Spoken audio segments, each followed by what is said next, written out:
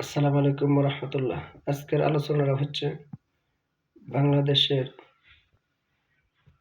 যে হসপিটাল এবং কি চিকিৎসার নামে যে সাধারণ মানুষকে হয়রানিটি করা হয়, এখান থেকে বাইরে আসার একটি উপায়, সেটি হচ্ছে আমাদের দেশের যত নেতাকর্মী আছে, বড় বড় নেতা, এদের ছেলে সন্তান বা এরা কোনো রোগে আক্রান্ত হলে ওনারা যেন বিদেশ না যাইতে পারে, ওনাদের এই বাংলাদেশের যে হসপিটাল আছে এখানে যেন ওনাদেরও চিকিৎসাটা হয়।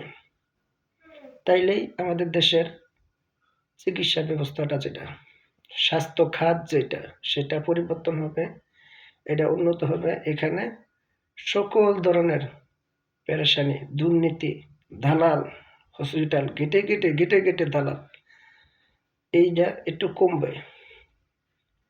আমি আশা করি আমার এই আলোচনাটা আপনারা অত্যন্ত গুরুত্বের সাথে দেখবেন। এই জন্যেই দেখবেন এটা সাধারণ মানুষের জন্য আলোচনা। এই আলোচনা সবার জন্য। পলিটিক্যালি লোকেরা যদি দেশের বিদেশে আলোচনা করে তাহলে